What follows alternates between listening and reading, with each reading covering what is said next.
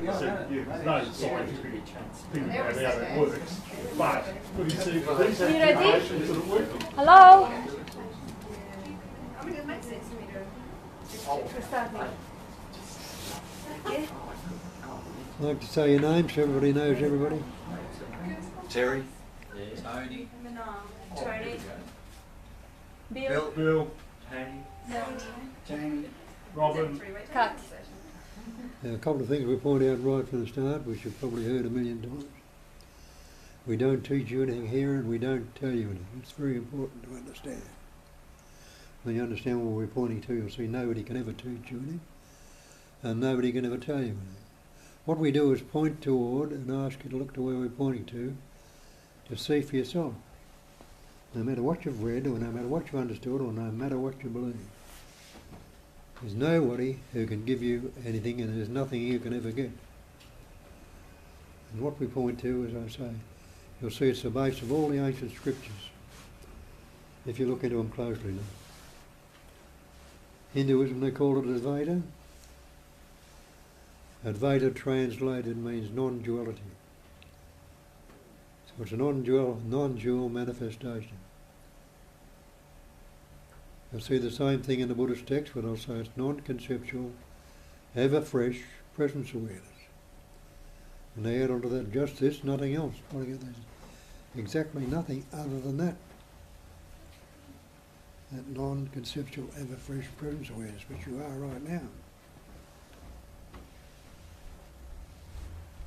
Buddhists will tell you the same thing, but I'll say it's non-conceptual, ever-fresh presence awareness, just this, nothing else. Pointing out that that is all there is. Other traditions, Christianity, or some of the others around there will say it's omnipresence, omnipotence, omniscience, talking about God. Omnipresence is total presence. Omnipotence is total power. Not mind power, thought power, your power or higher power, or when you're dividing power, but it's the one power or intelligence the divine expressing is evident. And omniscience means total intelligence. So that's what we're pointing to. And we try to stay along those lines of what we're pointing to until it's recognised, instead of going off into the stories in the different states, recognise that basically you are already that. And that's the Mahavakya, the great mantra, I am that. Thou art that, this is that, everything is that. And we know that in our language. We say that's a chair, that's a carpet, that's Bill, that's me, that's you. Everything is that which we put labels on. And the labels, or the words we put on, are not the thing. That's all they are, labels. How do I put it?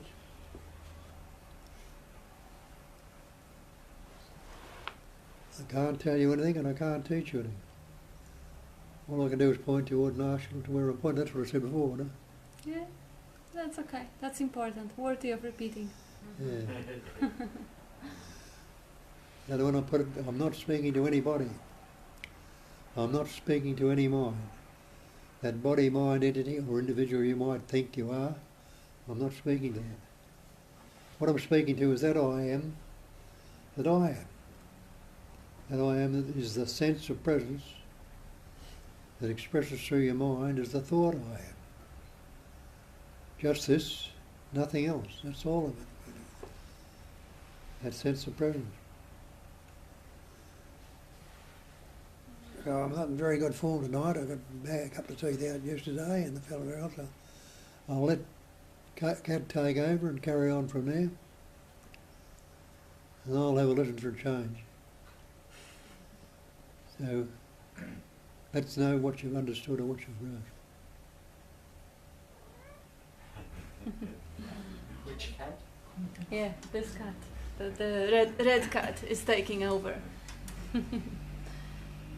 Yeah, so I'll maybe start from highlighting the significance of the thing that Bob already repeated twice, because that's really important to grasp right from the start, that the whole spiel, the whole communication is not for the person, it's not for the body mind. Because what we usually do when we first come across this sort of a teaching, we come with the only equipment that we have available and the only thing we know, which is the translating services, the mind. So we translate everything we hear and try to fit it in with our belief systems, with whatever sounds familiar. Just try to squeeze it. Oh yeah, I heard it before. Oh yeah, that makes sense. And the inner commentary overlays the message. So really, the paradox of these teachings, they are not being told to the mind. The mind is to completely ignore it. Like Bob sometimes said, when Tony has snooze, at least you're not thinking. At least the inner commentary is switched off.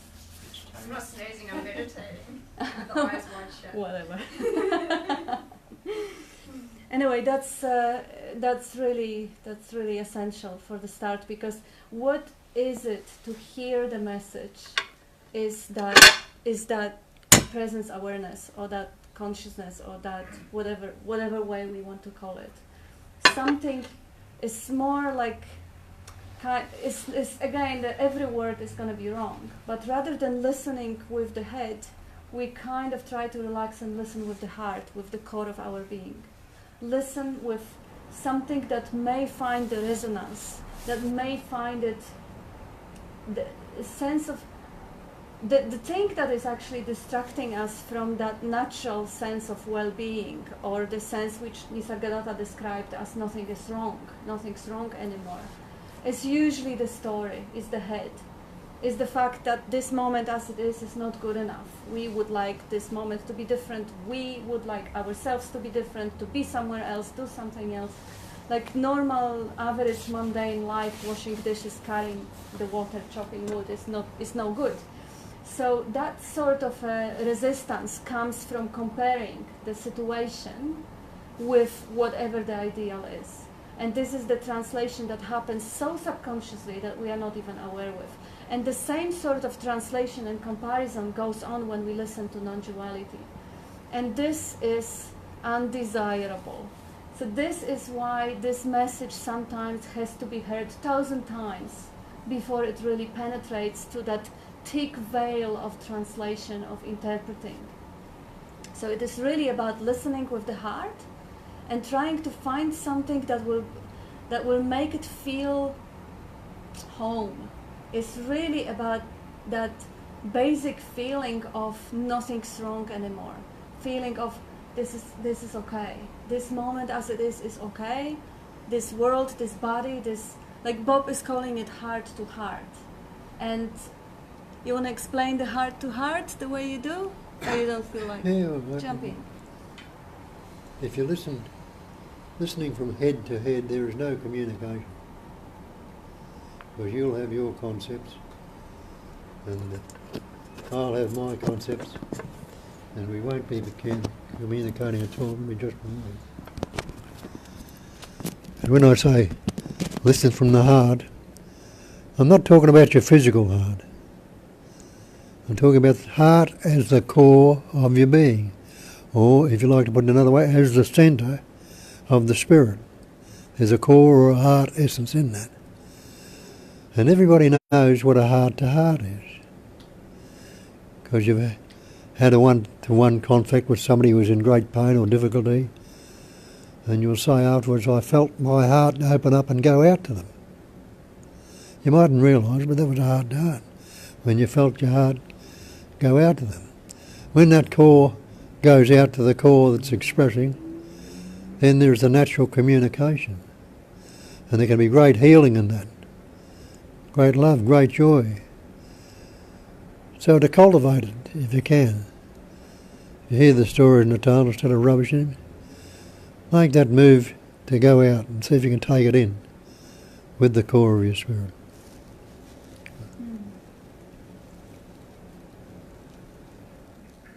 Yes, so if this one is actually understood this way through the resonance, now the message is really very, very simple. It says that whatever that heart or that core of that essence, whatever the mind is looking for, the mind is not going to find. the individual or the person or the entity that we may believe ourselves to be.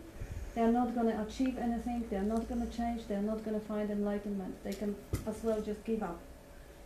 But the heart, the essence, the true nature of what we are is already that, is already fully developed. So there's really nothing to search, it's nothing to look. It's just to fall down into that relaxed natural state, which is always and ever here, and has never ever been obscured in any other way than by the belief. So it is really about starting. Bob starts, you are already that. Now see what stands in the way. So you are already that, nothing's wrong anymore, that relaxed natural state. Now what's in the way? The idea, no, it's not, something's wrong, this is not right. The world shouldn't be, there is suffering in the world, there is problems, that this one is a problem. So those are ideas, those are concepts, the thoughts. When I pause the thought and ask myself what's wrong with right now if I don't think about it, all that concepts disappear. The idea of eating right or wrong food, or being healthy or unhealthy, or worthy or unworthy, they all disappear when the thought is paused. So now nothing obscures the natural state. But it doesn't mean that we should stay thoughtless and forever and ever guard to have no thoughts, because who would be doing it? That would be a conceptual image trying to be a fascist and stay away from thoughts. That's impossible.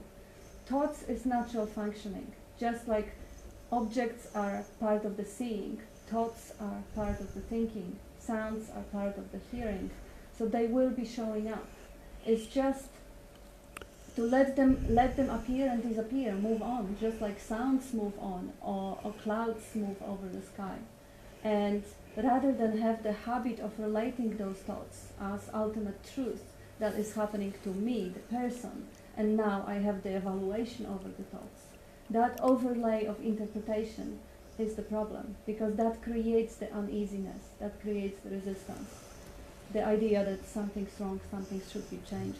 And that in that moment I'm at war with the reality. I don't love what is, I'm not happy to be. I have the ideas that I have to do something, or be something, or become something, or gain something, or get enlightened, or whatever. So the real problem, the only distance that is seemingly created between the me, the person, and so-called arriving at the state of relaxation is one thought, that I'm separate. If that thought doesn't arise, there's nothing wrong anymore. I'm part of happening.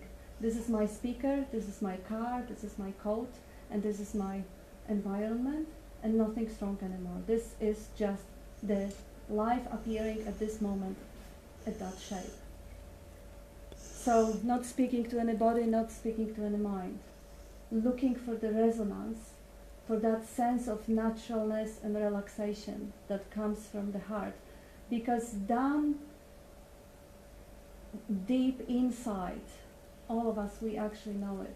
Because before we learn words, and before we started identifying as a person, as a human, a man or woman or whatever, we were children, we didn't have words. And we were living natural state, just like this cat. We were spontaneously functioning. We were attracted to something maybe colorful or sounding nice, and repulsed from something smelly, just like every animal in nature. So it was the natural state, and every one of us has been there. So deep down, this is the essence, this is what we naturally are.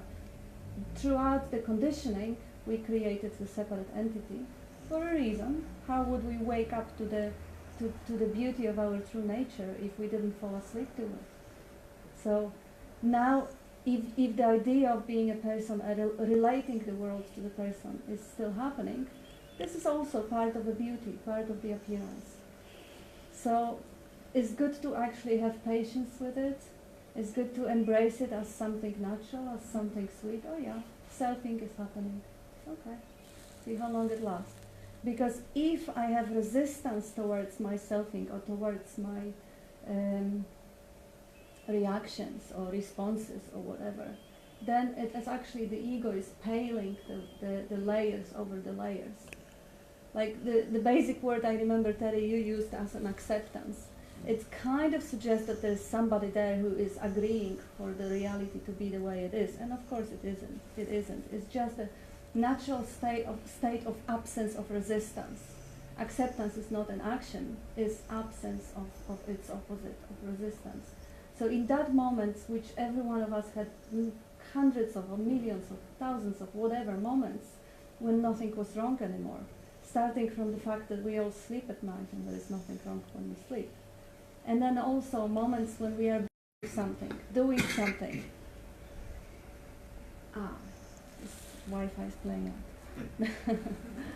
Yes, so those moments are very familiar, and now another obstacle into realizing that our true nature is always ever there is,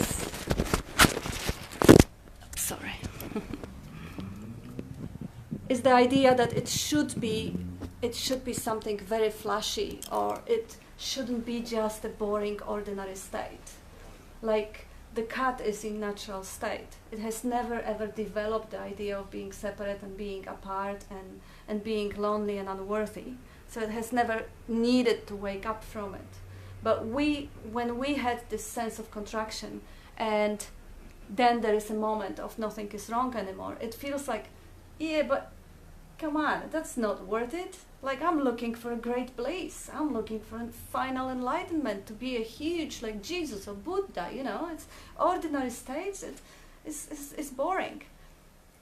Yeah, who says that? Again, this is the person who has the evaluation of the natural state. It has an idea of, yes, not working anyway. If I have a judgment about this moment, then obviously there is already the resistance going on in this moment. There is already something wrong. When there is nothing wrong, there is nobody to say that ordinary state is not enough. I want eternal bliss. If there is nobody there to have any judgment about this moment as it is, that's what they call ordinary awareness. That's what they call a great awakening. And there is nobody to be awakened. So if there is nobody to have a judgment about this moment, or nobody to be awakened or wanting something else than what is, the life comes back to its natural flow. It means that it flows like a river. It flows through sandy banks, or you wanna explain the river, Bob? You say it. Nobody says it as good as you do. Well, the whole problem is we've fallen into the trap of being an individual, a person. We've taken on that belief from our parents, our school, our society, our nation have all reinforced it, and we've fallen into it quite naturally and inevitably. But down through the ages there have been people who have questioned that and seen the truth, and that's the old scriptural saying, know the truth will set you free. And what must you be free from? You must be free from some of these beliefs we've taken on and never questioned. This belief that I am a separate entity, an individual, a person, is it a fact? Where did that word person come from? Doesn't it come from an ancient language? Persona, a mask, pointing out, you think you're a person, you've got this persona, they've got this mask, this conceptual image about yourself. It's been reinforcing day in, day out, week in, week out for years, and everybody around you, schools, your parents, society, everybody else has been reinforcing it for you. So it becomes actual, real, seemingly so. But if you question the belief, and look up your dictionary, look up the word belief, question it.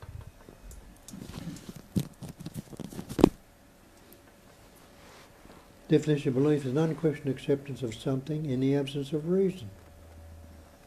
Acceptance of an alleged fact without positive knowledge or proof. Put your beliefs to that test and see how many of them stand up for it. And that's what Kat and everybody else along those lines are pointing out. We've got to be rid of this concept or idea that we are separate entities, individuals, persons. And it's only a matter of looking, a little bit of investigating, and you'll see for yourself. It's not hard. As Shakespeare told you a couple of hundred years ago, he says, there's nothing either good or bad, but thinking makes it so. Pointing out it's the way the thinking operates. The thinking operates dualistically, good, bad, pleasant, painful, happy, sad, loving, hating. Watch your mind and see if it functions any other way. So when we're relating to one of those dualistic ideas, good or bad, we're dividing it and so getting caught up with it. But without the division, what is it? Just as it is. And what's what is? I'll tell you in the scriptures, what is unaltered, unmodified, uncorrected, left as it is. And it will resolve itself. And he tells you that about me. It's related to Banki, a Zen monk in the 16th century, who made the statement, everything is perfectly resolved in the unborn mind. And when you investigate that and have a look, you'll see it's true. Nature is constantly resolving itself. Always resolving itself. When day is not fighting with night, silence is not fighting with sound, winter is not fighting with summer, each are taking their turn, the happenings come about naturally, inevitably. But it's in the seeming division that we get locked up in it. And that's what's being pointed to see for yourself that there is no separate entity, there is no individual, there is no person. It's all just a natural, spontaneous functioning of this life energy. It's vibrating in the interrelated opposites. And the Mahavakya, the great mantra, is, I am that. Well, you are that life energy. You can't be anything else, always have been.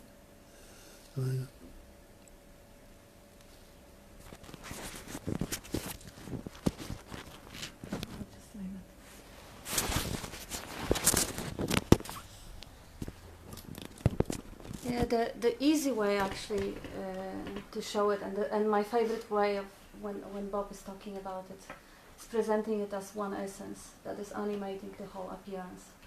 And he had a gift of the Bowen therapy today, and the guy was asking what is he talking about, and how you tell to the person who never ever heard about non-duality, what are you talking about? So I just summarize it in a way like, in the base of all the traditions is said that everything is stemming from one source, and that one power in Christianity is omnipotence, in Buddhism is cognizing emptiness, or emptiness that becomes a form. And that very power is breathing the body right now, is beating the heart, is making seeing possible. So that one power we are trying to find. But how can we lose it? How can we move away from it? How can we move away from the force that is breathing the body right now? We can't. So it is really the matter of recognizing that we could have never ever been separate from it. We're not separate from the air, we're not separate from the water we're drinking and the body that is mostly water, and the earth or matter of food that we're eating. It all is interchanging, is flowing, is all the time, is part of the appearance. And the body, and being that life appearing as electricity in the lamps, as the flowers on the trees, and blood pumping the cut. And so being that life, actually having a glimpse of itself, I, the life, have given myself the vehicle, the body, which Bob sometimes explains as, am I my body? No, I say my body the same way as I say my coat, my car, and my house. So I could take my body to be my coat, or my car, the vehicle, or my speaker. I, life, want to speak, so I need the speaker. I, life, want to see, so I need the little cameras, so the seeing's happening. So the life is giving itself different points through which it has a glimpse of itself as the other. But really what the Buddhists are telling us, that emptiness is form and form is emptiness. So all that manifestation is really just a vibrating pattern of energy, and it vibrates into sound, very easy. We know that sound is vibration. The light is also vibration, different frequency. The matter, made of subatomic particles or atoms, vibrating very, very quickly to to make it seemingly solid. And of course, the interpreting device that actually interacts with so-called forms and is taught from early childhood to recognize certain forms as solid, liquid, or vapor. So it is all interconnected. It's all manifestation of the same life essence, showing itself to itself in myriads of forms. And now, it's just one idea that separates me from that life essence, and that's the belief that the separation is a fact, that I am inside the body, or I am the body. If I'm inside the body, I consider myself the mind. If I am the body-mind, people have all sorts of different connections, because like there is, every manifestation is uniquely different. Like there are no two blades of grass or two snowflakes that are the same. In the same way, there is no two ways in which it actually fools itself to be something else. So the whole experiences that I gathered throughout my life may actually prompt me to believe that I am the body, mind, the person, and identification will be subtly different to the identification of everybody else. It may be more kind of deep-rooted, seated with the emotional structure. One thing is in common.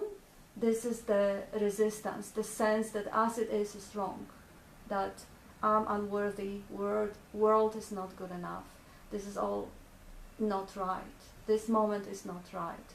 So if I believe that, then of course from that the whole world appears as the support for the belief, because the manifestation seems to operate in the framework of beliefs.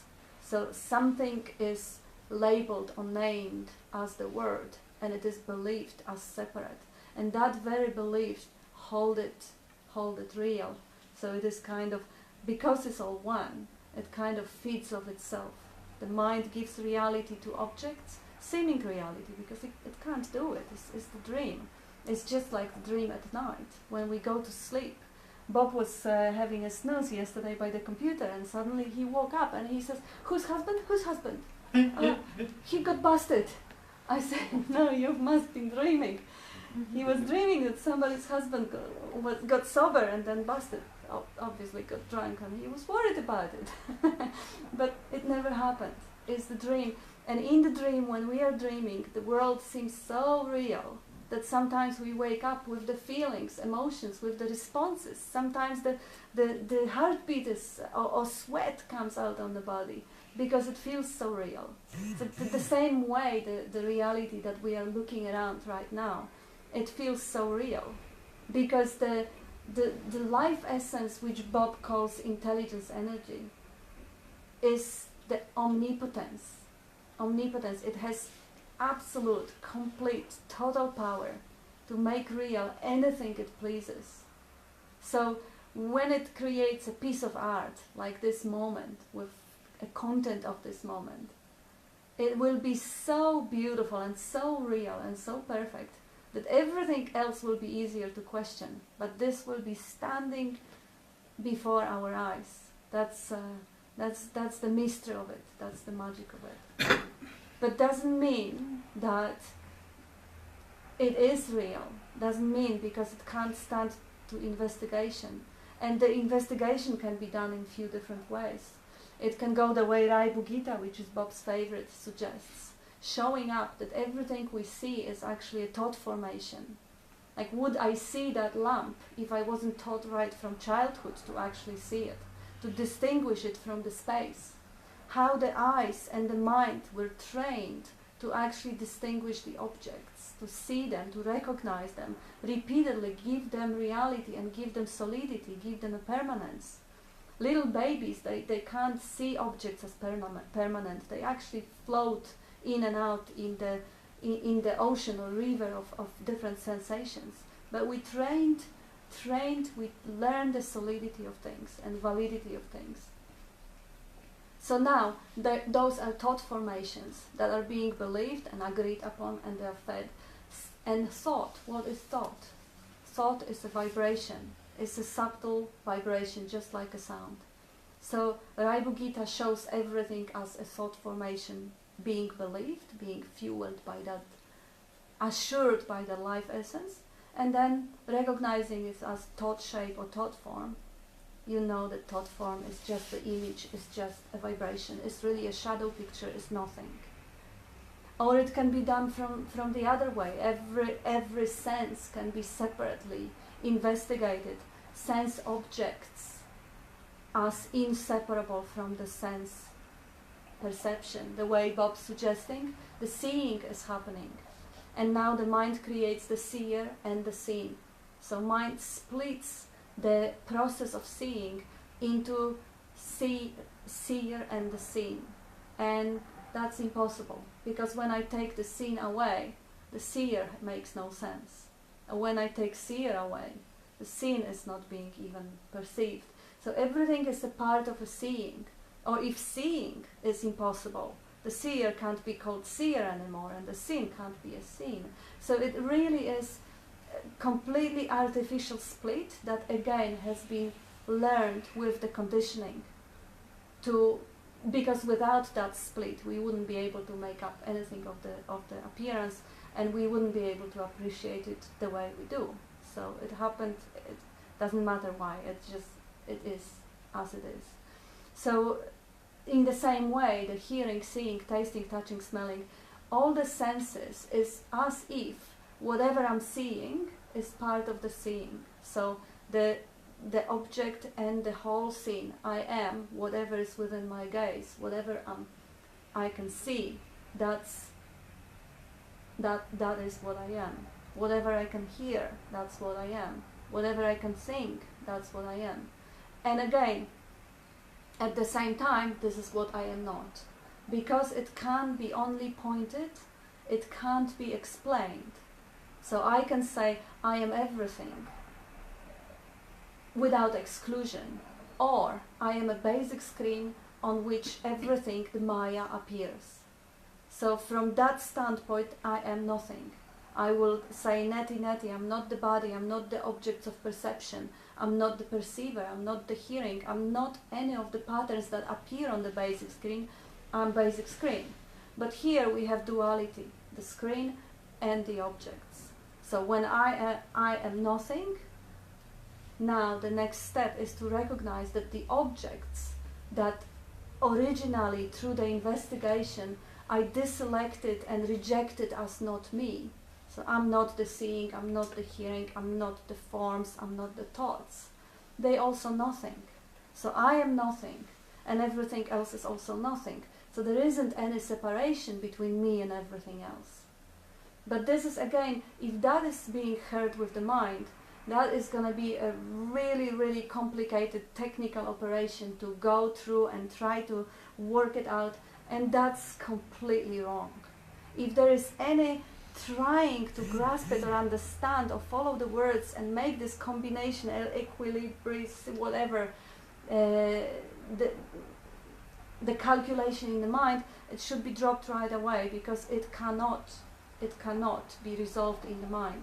Because as Bob was showing, and I was just quoting, the split in the mind between thinker and the thought, seer and the seen, is precisely what the duality is. The life as a singular, natural, one expression is beyond the duality. And now the mind comes and it creates the person and the world, the sound and the ear. So trying to work it with the mind, again we are splitting the one natural presence awareness or the plain being into two. So it can't be done really. When the mind started processing and started make noise, the only thing that can be done is just to recognize it, because the moment I recognize the noise that my mind is producing, I'm already recognizing it from the space beyond the mind.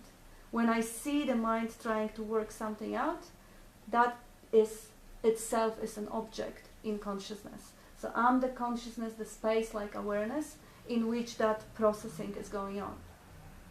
And the next step, if there is any step, it may or may not happen spontaneously and naturally, is when I recognize that thought process going on in the mind,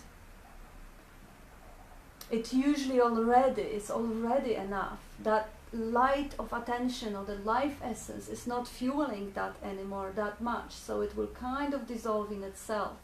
But then the curiosity might arise and the question may come up: who is looking, who is recognizing, who is aware of the content of the mind? And now pointing out, I am the space, I am the life. When I'm pointing out at myself, I can't locate anything. And that's another practical way of investigating. Look who's looking. See where is the sound, because this is, I think this is the most basic. Trying to point out the location of the one who is looking, like locate the one who is looking. And then it feels like there is something behind the eyes there. Okay, but where am I looking from to know there is something behind the eyes? So who is the knower? Where am I knowing it from? So obviously there would have to be some more kind of broader space locating this location. And then step back to the point where there is absolutely no location. With sounds it's even easier, because we can point out that sounds of the street are perhaps few hundred meters away. But am I a few hundred meters away? No, it feels that I'm here and the sound is there. But where am I hearing it? Am I hearing it here or out there? And now, if I take a couple of different sounds from different directions, and suddenly I try to locate where is the hearing happening, it's obviously happening in all the space. Because I can hear something a couple of hundred meters this way and a couple of hundred meters that way. So it is all space of hearing. It's not here, it's everywhere. So the location collapses. When the location collapses, and I'm not re-establishing it again conceptually as being here as a person, I walk as a space. I walk as a space of hearing, space of seeing. And I'm immobile, and everything else comes and goes. I'm the space, I'm not moving, and the sounds are coming and going. And the scenes, like Bob is pointing out, when you wake up in the morning, the seeing is already there, but the content is different. Now you come here, seeing is the same, but the content is different. So it's space of seeing, capacity of seeing is always the same. And now the content is moving. I, the space, I'm permanent, I'm still, I'm the stillness. And now the content comes and goes. So this is basic ways of investigating, and a way of remembering throughout the day also. Because really it is enough to go back to the basic living from the senses, like really seeing, like instead of commenting or being engaged in the inner dialogue in the head, just look around. What's there? Look for something new. Look for something, because everything is fresh and new moment to moment. Even the plant that is here, the orchids that Bob got on his birthday, they drop few flowers, they're different. But we kind of got used to using the mind, we got desensitized to the senses, because mind can offer so much more kind of extreme experiences, extreme dramas, extreme pleasures. So going back and getting the sensitivity back, being able to see and appreciate what is seen, hear and appreciate what is heard, taste, touch, smell, feel the body, feel the breathing, feel the back of the chair on the back. This is all that is happening here in the moment. So this is a really practical way of, well, they call it mindfulness, and it's just really simple, basic living from the senses.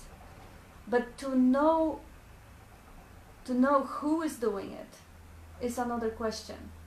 And if that question keeps arising, that question of location is very helpful. At some point, that question may stop arising. And if there is no resistance and nothing is wrong anymore, that question, who wants to know, the question, who is there to be enlightened, or who am I, it just doesn't arise anymore, because there is nobody to ask it. As Bob is saying, questioner is the question. If I have burning desire to find out who I am or how to become something, That very question, I'm identifying myself as it. So I am the question now. If the I or the identification drops off, the question drops off automatically with it. Because who is there to ask it? If there's nobody to ask the questions, there is no problem anymore. There's nothing wrong anymore. It's nothing that needs to be figured out or resolved. And does it mean that this is the grand or great awakening or eternal bliss? Some call it ordinary awareness, just an ordinary awareness. Bob had this big book with I don't know how many different names of great liberation. I don't know, that was just like 12 different names for cognizing emptiness, ever fresh presence awareness, or just ordinary awareness.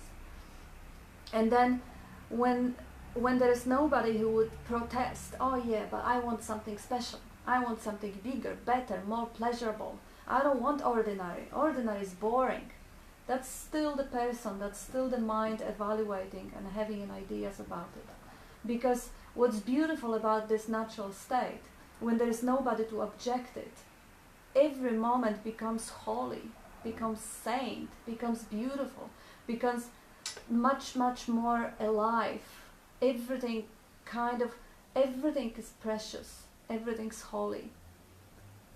It's the mind that says, no, this is boring, no, this is ordinary, no, I don't, that give me something more pleasurable or intense. If that commentary is not there, life is surprising, and Bob has it for 45 years, I think now, from 75, 43, whatever.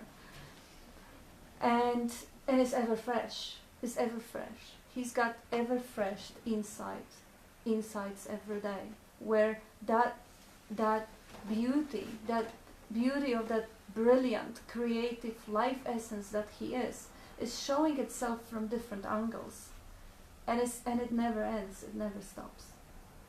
For me, it's only a couple of years, 2-3 years, but I believe him after 40 years. It doesn't get boring. It doesn't get ordinary, even though it's called ordinary awareness. Is ever fresh, and the way life presents itself. When last couple of months were hectic for him, with the operation, with extreme pain, with extreme hardship, hospitals, and then 2 teeth pulled out yesterday, and bleeding face. There is no complaint. There is no suffering. There is pain. Of course there is pain. But there is no suffering, because there is no resistance. There is no idea, oh, it should have happened to somebody else, not to me. Oh, Yes, why? Okay, you can speak now. Tell us all about it. Tell us all about it. No, you're going right.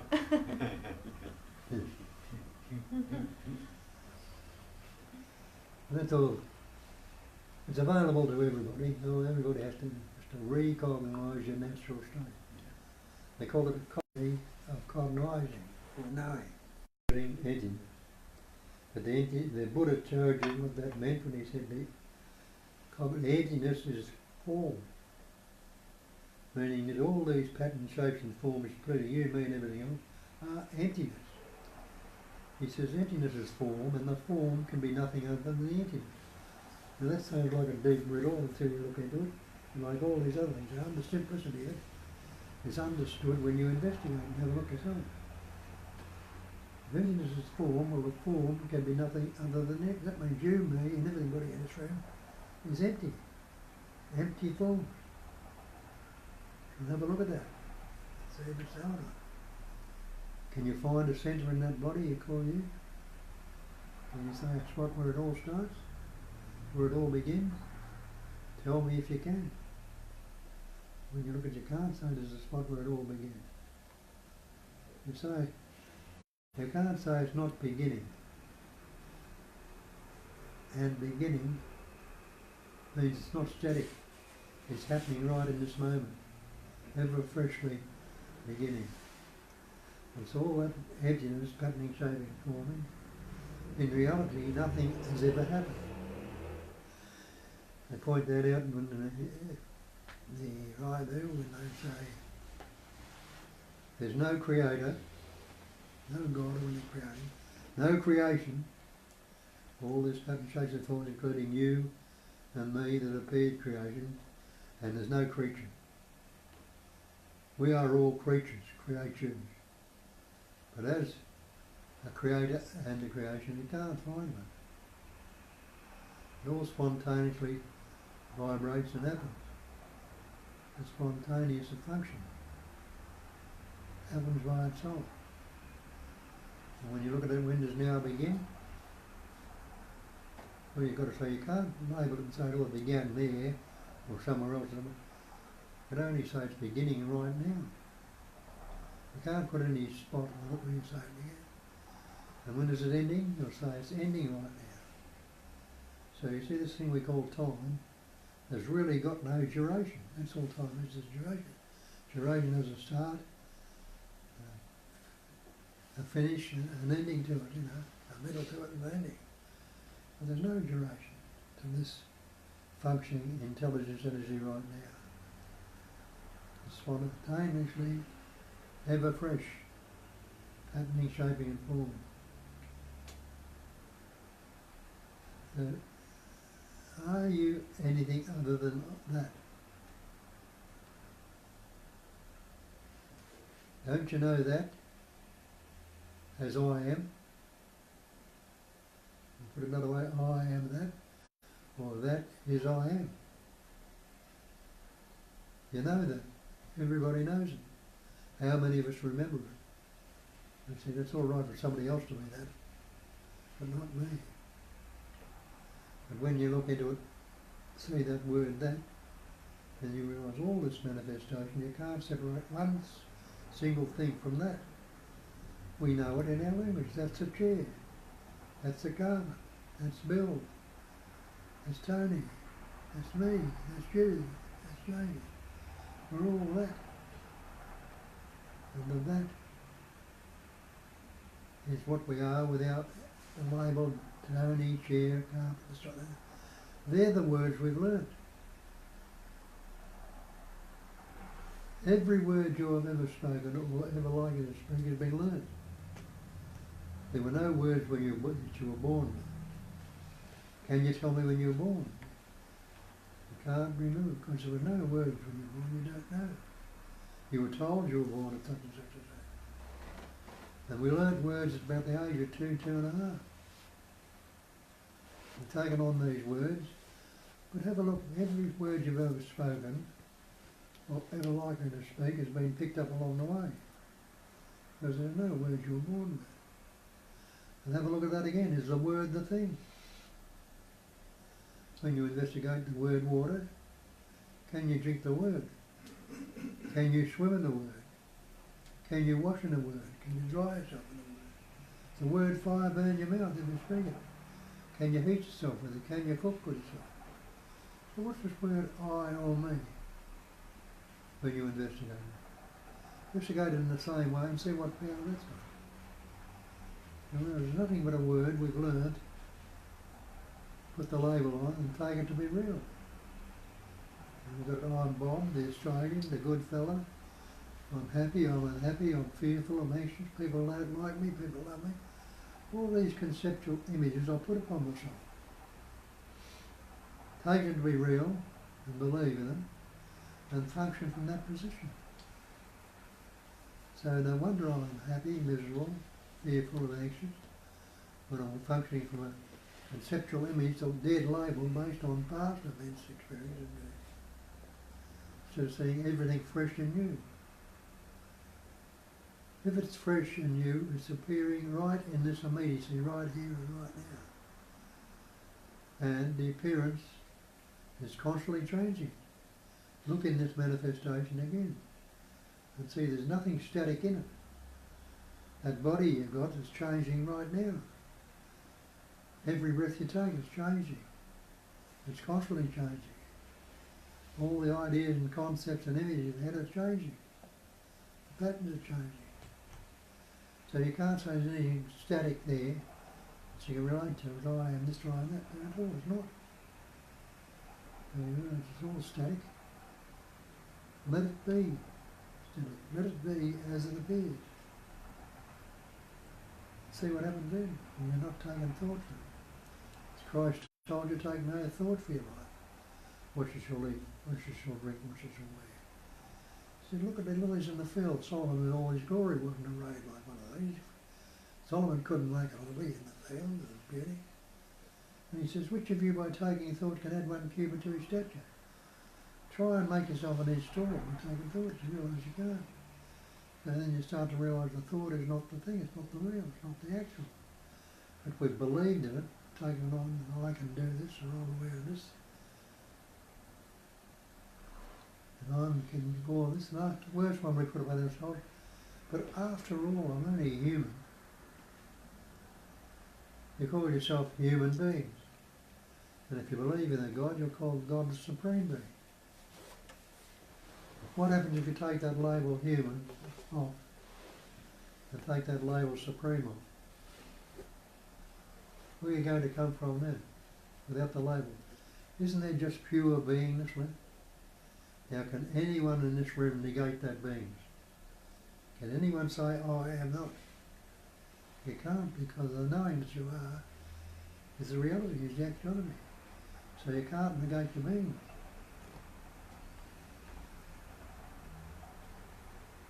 You recognise that and take your stance there in that being with the confidence. The confidence that I am that. That is what I am.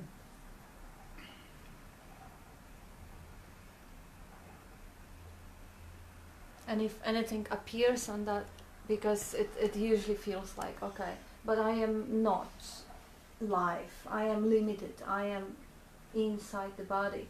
So what is it that I am inside the body? That's another object in consciousness.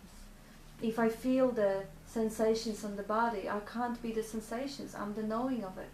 If I feel there is a contraction, like a sense of lack or sense of unworthiness, that's again an object in consciousness. Sense of lack or sense of unworthiness is the vibration that plays out on the basic screen. So I am the screen on which the body appears, the sensations appear, the thoughts, the ideas appear. So I'm the pure knowing or pure presence of awareness or awareness of being. And on this, the sensation of the body, sensation of unworthiness, and other content, maybe sensation of pleasure. Anyway, they are passing, moving sensations. Nobody feels equally depressed or unworthy 24/7. Those are completely, constantly changing, fluctuating up and down. So I can't be this. I can't be my unworthiness if it goes up and down. And sometimes when I'm drunk or asleep, it goes away completely. So it is again the passing phenomena. So whatever I think I am, if I think I am the body, or I think I am inside the body, whatever it is going to be a passing phenomena. So I can't be a passing phenomena. I am the awareness, the knowing of the phenomena. And the phenomena, they doesn't matter whether I have the concept of being smart or being stupid. It's just a concept. I am the screen, or the nothing, or the alive, awakened, fully blown presence of being on which that passing phenomena, the ideas, thoughts, feelings, sensations, contractions, resistances, everything just plays out. So temporarily I may kind of identify or embody the resistance, but that's the impossibility, that's the dream. I'm dreaming to be the other, just like an actor going on the stage and dreaming themselves to be whatever, the hero, the villain, whatever in the story. It is a dream. It's not the reality. So if I embody any object, passing phenomena, I'm dreaming. I can dream myself to be a person. I can dream myself to be a mother, a wife, or whatever. But that's not who I am, because that comes and goes. That has the beginning and the end. And what I am is the pure awareness that doesn't have beginning or an end. But it's already, we were talking for almost an hour, and there are other people in this room who recognize it and lived from it. So jump on board, Jamie, jump on board. Bill, tell us something. Terry, come on, people who actually abide as that for years, and you can share it in your own words and people can hear it. Because we have a couple of people in Europe watching, and they may hear it. The idea of people wanting to get their head around ordinary awareness or presence or enlightenment or this wakeful state or this non-dual state, this blissful state. I would just encourage people to close your eyes just for a minute, literally just close your eyes for a minute, and imagine you were born. This is going to be very difficult, but, and I must acknowledge this is just a pointer, okay? Just imagine that at your birth you had no senses. So you couldn't hear, couldn't see, couldn't smell, couldn't taste, couldn't touch, you couldn't feel anything. It's going to be very difficult to do, but just try and go into that state for a moment if you can.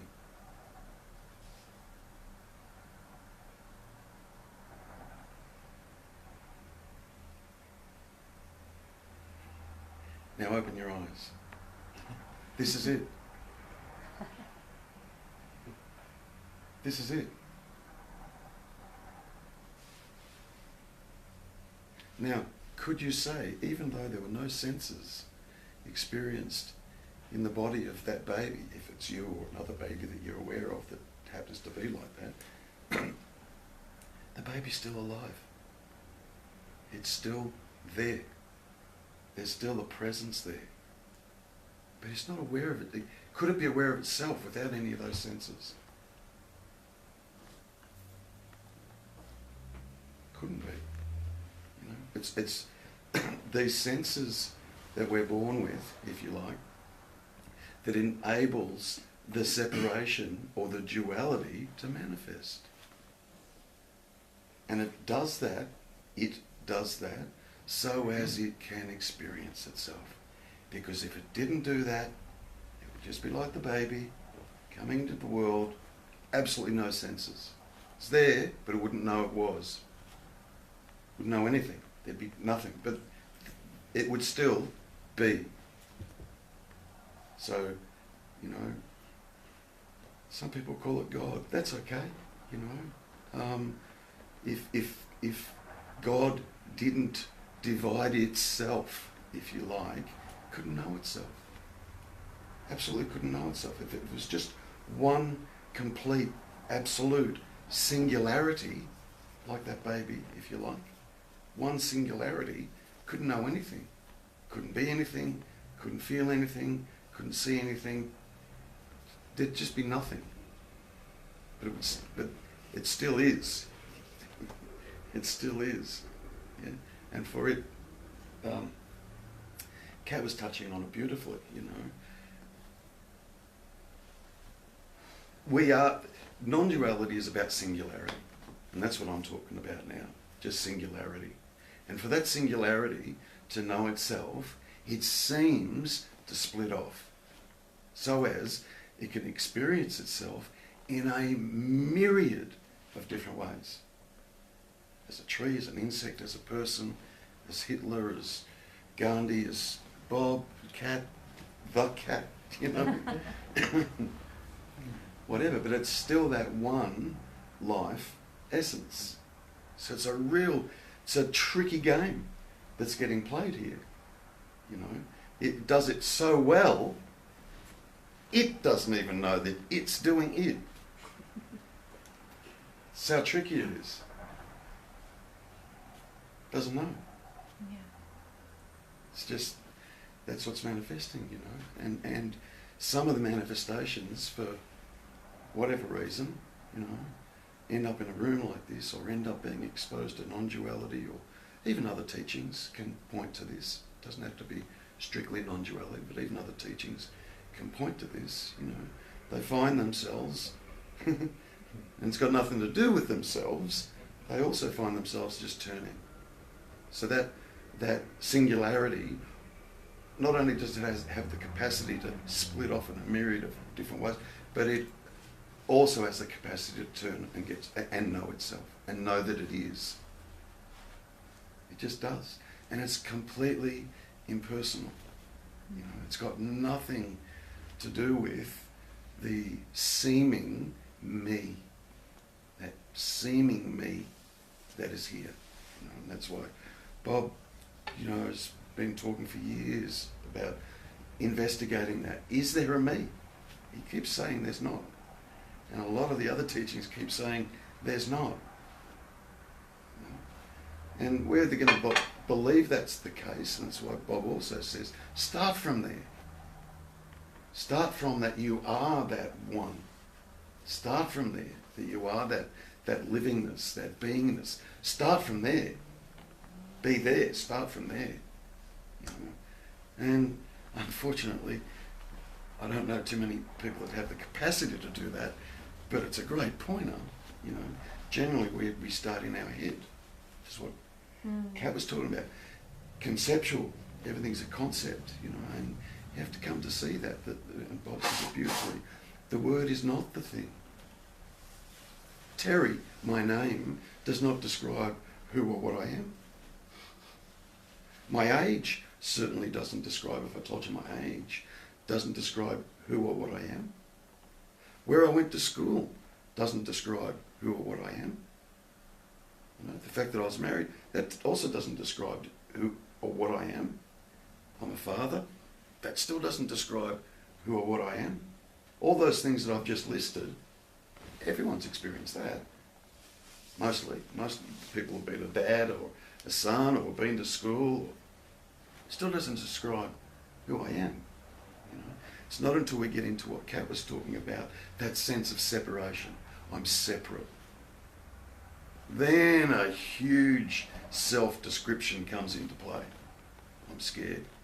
I'm not worthy. I'm different. I'll never be as good as that person. Or that person will never be as good as me. Just all these, you know, or I'm a bad person, I'm carrying shame or guilt, I wish that this didn't happen or that didn't happen, and what's wrong with me, and oh my God, the world is so tough and it's so wrong, and you know, what's going on with the global environment, and what the fuck is going, you know, like, that's just all a description of, let's say, my perception.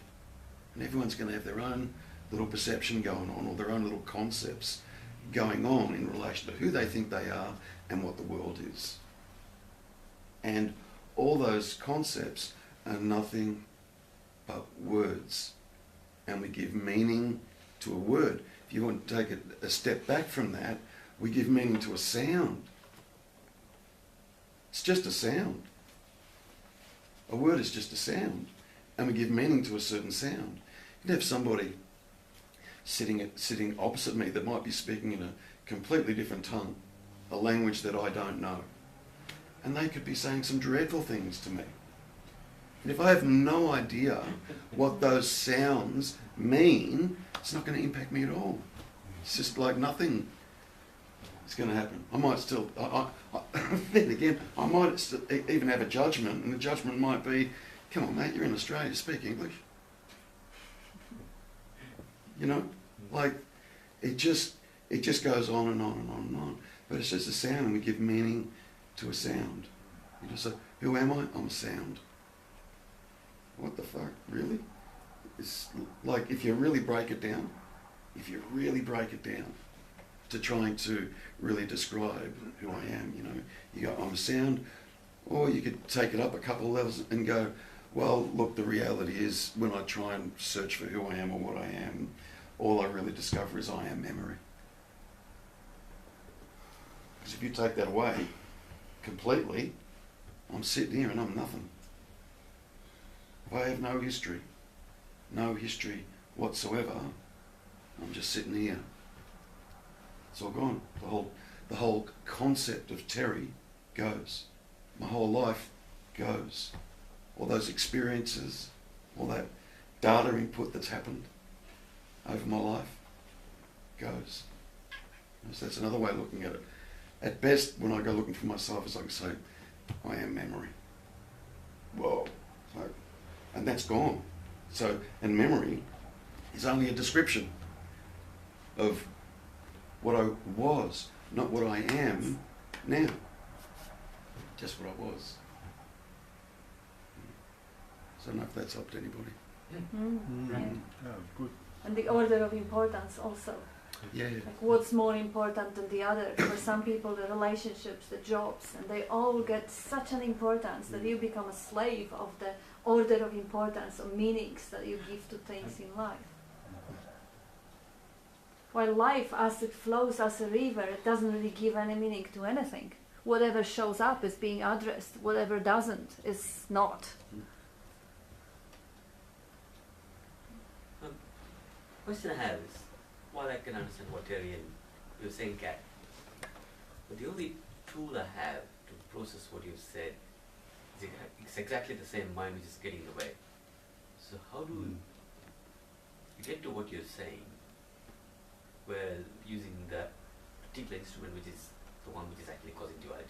That's okay. Look, that's okay. Initially, we all start there. We just do. Initially, we do start there.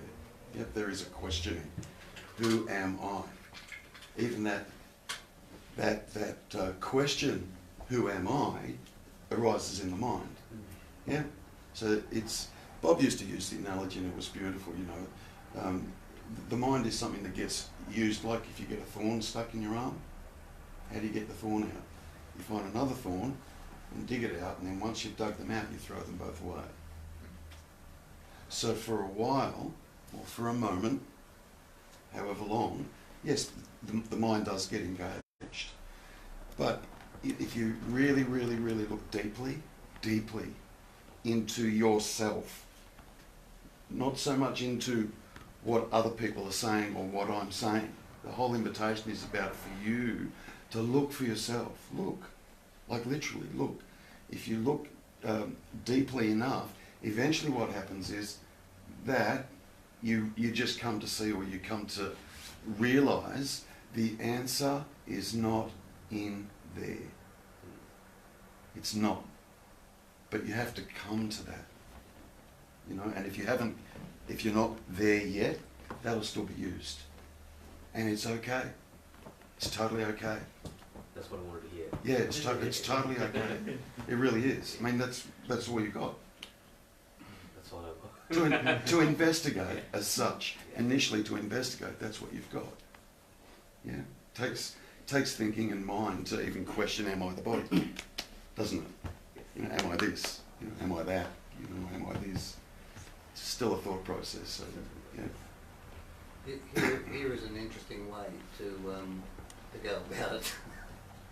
If you are walking in the bush and you see some smoke in the distance, you deduct that there is a fire there.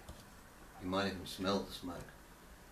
So you can learn or experience something through a variety of methods. You deduce, there is a fire. That's like a deduction. Then you trudge the mile towards where the fire is, and that is the investigation. And you say, I was right, it's a fire. And then you go and stick your finger in the fire, and you have a direct experience of the fire.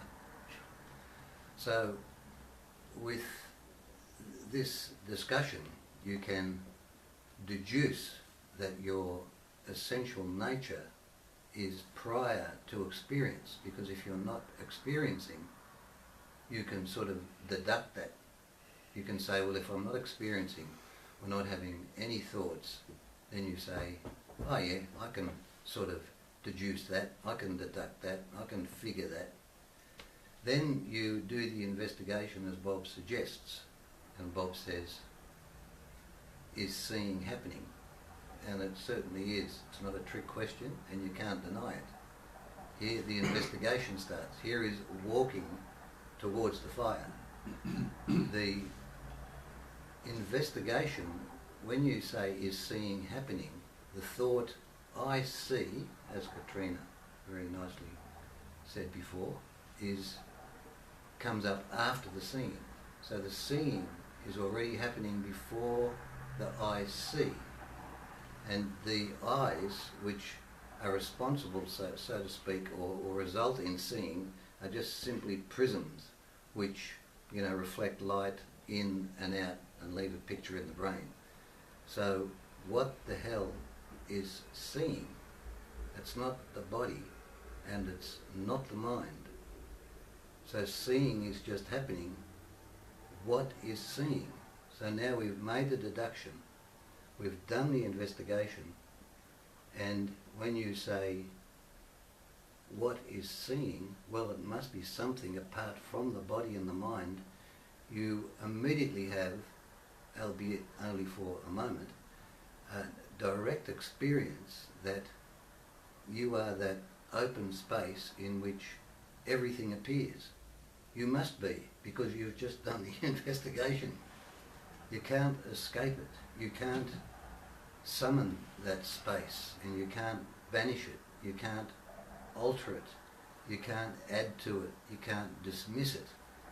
Everything is just accepted by that open space, including the I and the notion of an I, or a me, or a reference point. It just accepts everything. It cannot not accept everything. It has no defences, it has no filters, it has absolutely no resistance to anything. Everything just appears on it, in it, or however it is realised. But it must be that way. Now, that's sort of only halfway. If you separate that very empty, open-like space from what appears in it, it's obviously still a mental construct, because there's that space and everything appearing into it. If that space has absolutely no attributes or no qualities or nothing, or is no thing that the mind can grasp, what can it be except this? Just this, as Terry was saying.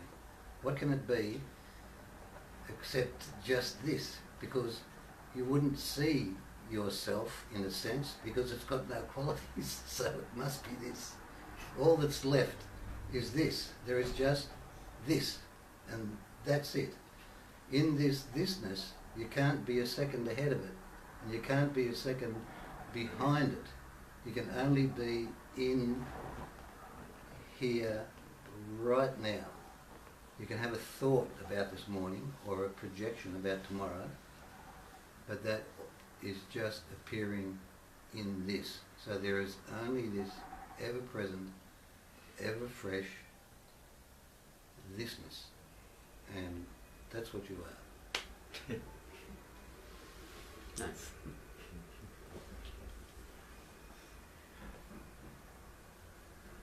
And if you are not the person, then even if the mind kicks in and rolls the story, you can't even feel guilty about it. You can't take credit for it. Like you say, you're only the mind is, that's the only instrument you have right now. That's not true. You have your heart, you have your resonance, everyone has that deep inner essence that has always been there. And everyone has been a baby. But if the thinking is happening, you are not doing it. Life does it. If the interpreting is happening, you are not doing it. Life does it. So if you give credit where credit is due, like Bob says it, give credit where credit is due. You're not doing the seeing. You're not doing the breathing. You're not doing the thinking.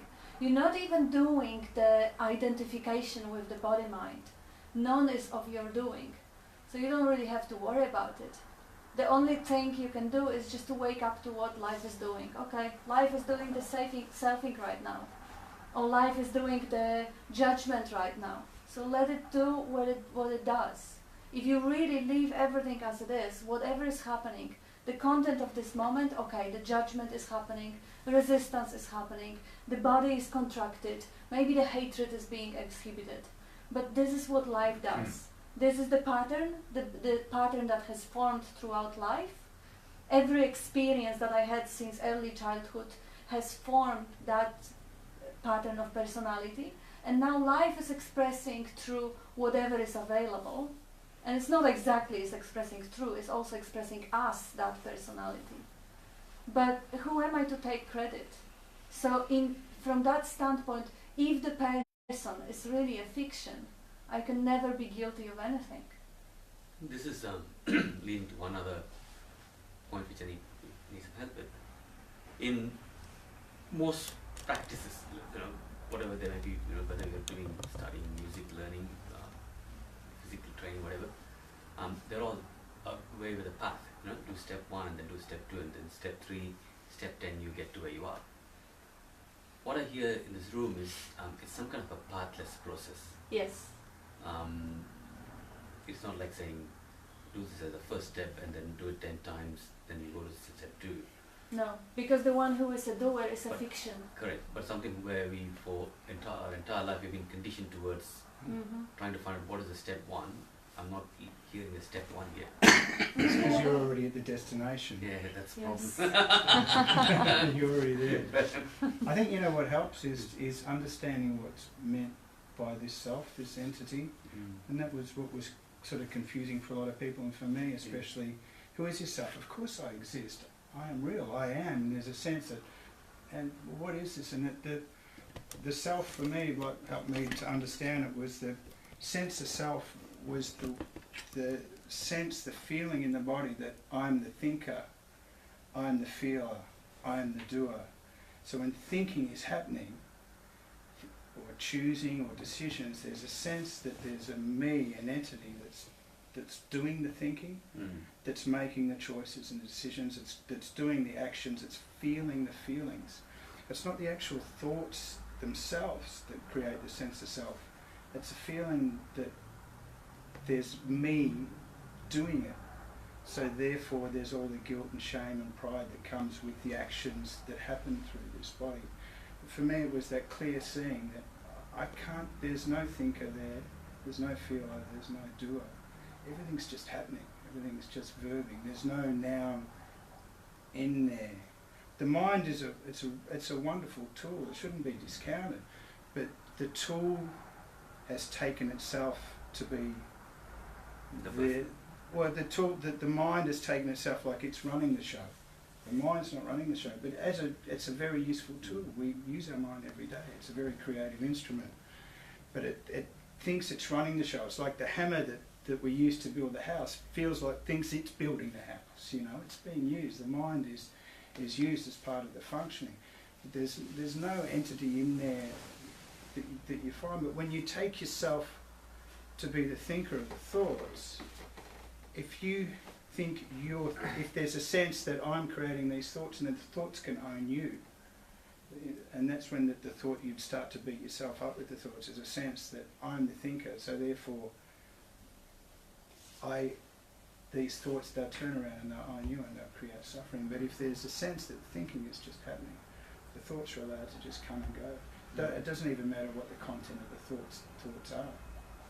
If there's no ownership, if you believe you own the thoughts, then the thoughts will own you. If there's no ownership, the thoughts are free to, and the feelings as well, everything's just free to move and as part of the normal functioning of the body. But that's what for me helps a lot, was to see that there's no noun, there's no entity in there that's thinking or feeling. Everything's just happening like that. And that was what was helpful for me initially, to see that. That's what Kat was saying, having thoughts and feelings is okay. Or that's a part of the process. There's no problem with any thought, and no thought has a power. It's like Bob says, can the word fire burn your mouth? Can you drown in the word water? And it's the same with thoughts. Yet we given these powers, but the thoughts actually have the only power that thoughts have are the thoughts that are given to them by awareness, and it's through that belief. It's only a belief, it's not a reality, it's only seemingly so. The power of belief from awareness that can harm us. Yeah, for me, step 1, 3, 7 and 10, they're all the same step. It's basically, Bob says it best, but it's the same step. It's, what's wrong with right now if you're not thinking about it? What comes to mind? What's there? This. Exactly. And the other one is pause of thought. What do you have? I really like that exercise of really thinking you're a baby and you're having no senses, and then as soon as I open everything was fresh. Yeah. Because I've been just watching it the last an hour plus. I'm seeing everything for the first time. It was kind of a very surreal experience. And at some point you'll just see it's popping up by itself whenever it pops up. There's never a you. I must say that was beautifully put, what you said. Beautifully put. Can I just add one little thing to it? How many languages do you speak? 3. 3, okay. Tell me a language that you have absolutely no idea what it means, no idea of, that you don't speak, don't understand. Anyone? Mandarin. Mandarin, okay. So can you just imagine for a moment, just like you did with the baby scenario, try and imagine for a moment that from this point forward, every single solitary thought that manifested in your mind, all of it was in Mandarin. Seriously. You lose total Now, interest. well, there's 2 things. Number one, That's you would... Polish Mandarin. Don't. 2 things. Number one, you would absolutely know that you're not the thinker of that, wouldn't you? Absolutely, yes. You would know that. Yeah. And number 2, in knowing that you're not the thinker of that, you'd just be aware of it, wouldn't you? Yes. And all you'd be aware of is sound. Just sound. And you can't give any meaning to it because you have absolutely no understanding of what those sounds are. So, it was really lovely put. You know, all the stuff that's manifesting and all the thoughts that happen for you, they just constantly, spontaneously appear. You can't find, or I challenge you, to find somebody that's separate from the thoughts that are going on, that is saying to itself, okay, now I'm going to have this thought. And boom, that thought gets created. You can't find anyone that does it. It's purely spontaneous. Yes. So there's no you sitting there creating all the thoughts that are happening. Thoughts just, Or speaking. yeah, that's right, because it's all spontaneous.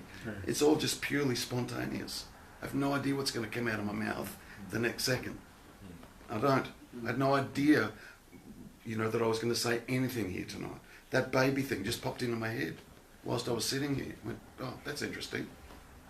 Because I could see it. I could sense it, So everything that happens for you is completely spontaneous. But where we get into problems is when we take ownership of it. I'm the one doing the thinking. It's me doing the thinking. About the belief. Yeah, and all you need to do is just, it's not hard to do, just sit there for a few minutes.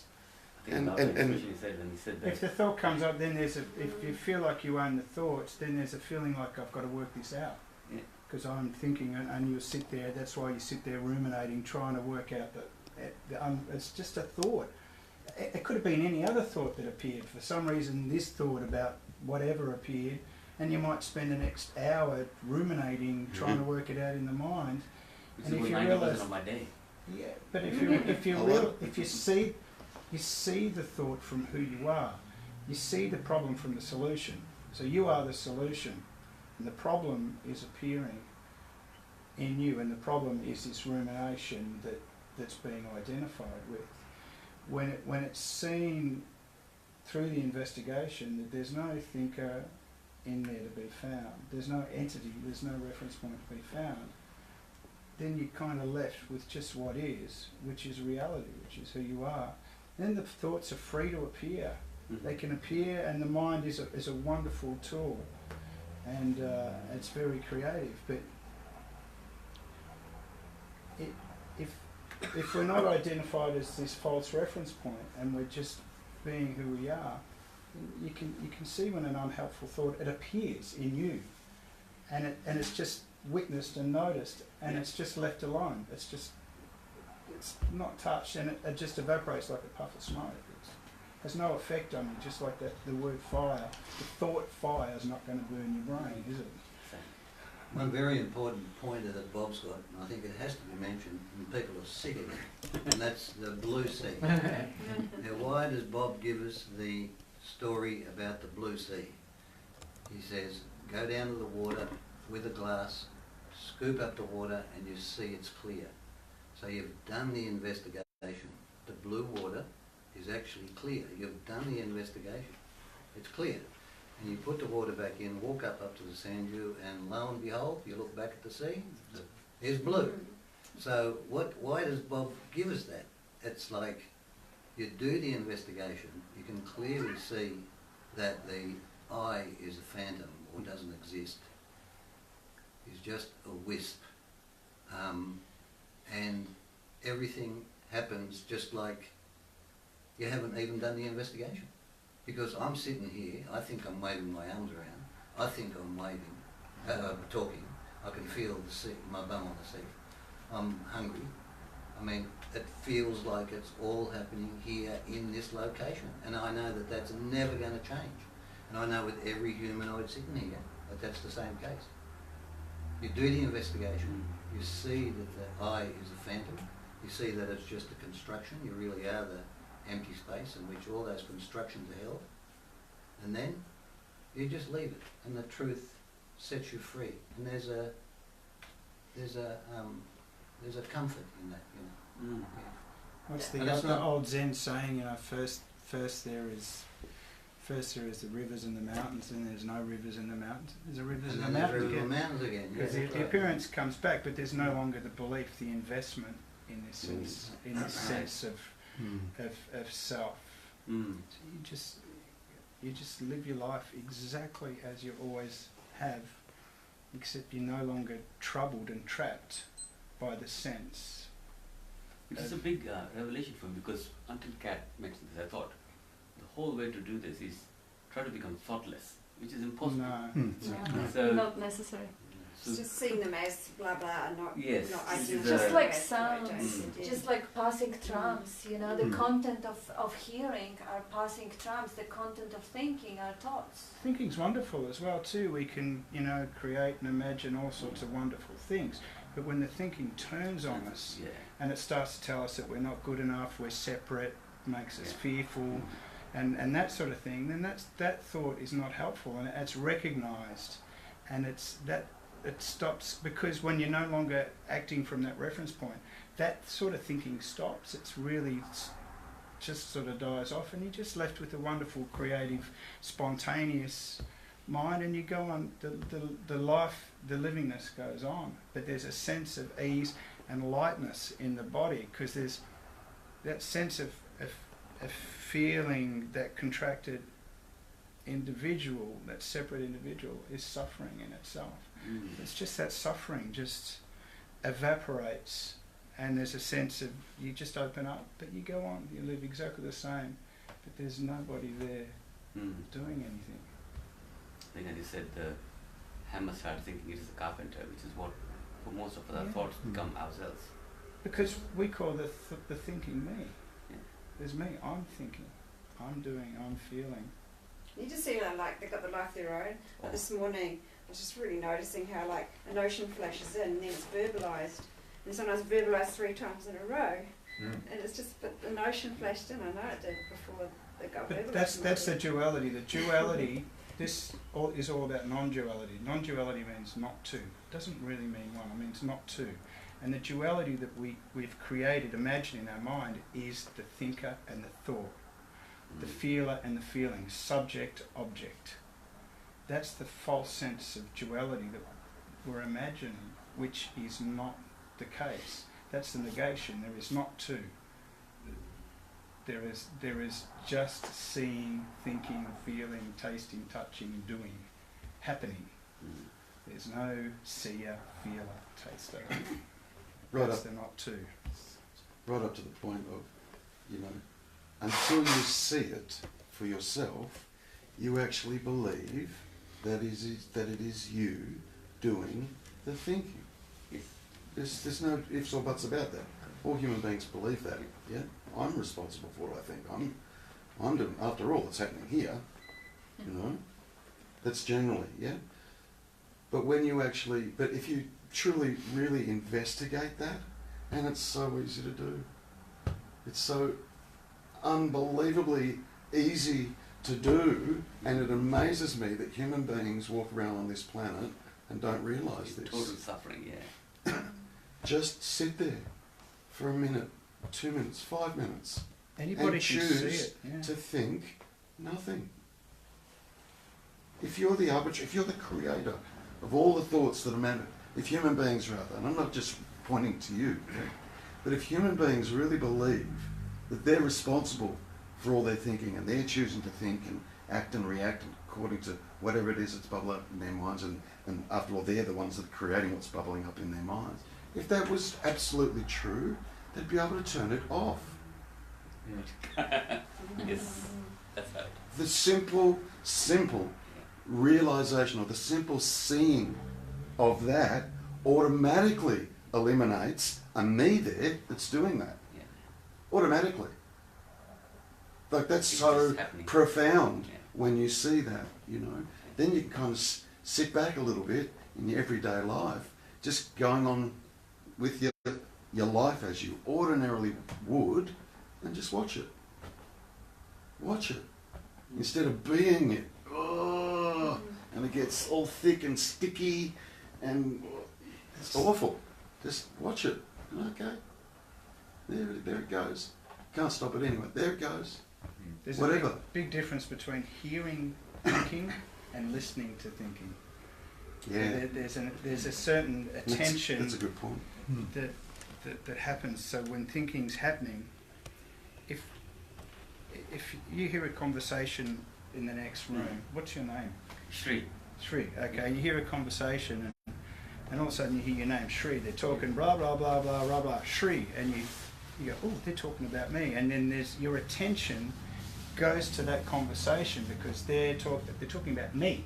So there's a natural attention, and you're kind of listening into what they're saying, and then you go, they're talking about another Shri that's not you. Then your interest automatically just goes back. It leaves that You still hear conversation. the sound, but it's So if they're not talking about you, then you're just kind of hearing them. Yeah. But if you think that they're talking about you, and that's the same thing because you think I'm the thinker, the thoughts are about me. So the interest and attention goes into the thought process and kind of fuels it. So there's more of a listening rather than a hearing. And what happens when you realise that there's no thinker, that thinking's just happening, there's a hearing, constant hearing of judging, whatever, coming up. And it just moves on, and you know that there's no, you don't know the thoughts are just happening. They're just coming out of, you know, the brain. You know, like you see a bus goes past and there's a shampoo commercial on the side and it reminds you of your ex-girlfriend. All of a sudden a thought of your ex-girlfriend pops in your head. Or whatever, there's no control. It's all spontaneous. But the interest and attention goes, when you realise that you're not the thinker, interest and attention and belief is kind of withdrawn from the thoughts, and there's just a relaxation, and the thoughts are allowed to come and go as they please. But if you think that I'm the thinker, that there's the me, my thoughts attached to it, then there's a lot more weight given to them, and the interest and attention is focused on there, and that's the repetitive rumination that goes on and doesn't stop. It's easy to see how impersonal thoughts are when you try to think an original thought that nobody else had. Think of a thought that nobody else would have. Think of a thought that, you know, like a problem. Like, I have not enough money, or I'm not healthy, or my girlfriend doesn't love me. How many thousands or millions of people were going off around the same set of thoughts? Yes. They're completely mechanical, they're completely dead. They just they are, you know, like a software, like a little bits of a programs finding a way to express. Just like waves going through different radios. So they're not really your thoughts. If they're judgments, oh, this one is too fat or too slim or whatever, that goes on. Just, yeah, as Jamie said, It's humorous. After a it. while, it's almost comical. Yeah, It's some of the thoughts that arise. Taking credit for it or feeling guilty for it is actually, it's just unnecessary suffering. It's just like really the transmission of electromagnetic waves through different TVs on different channels. And they're all TVs and channels. Completely impersonal, completely mechanical. We are over time. Yes. Bob was just pointing it, so thank you very much. Thank you. Thank you. Thanks a lot. Really enjoyed that.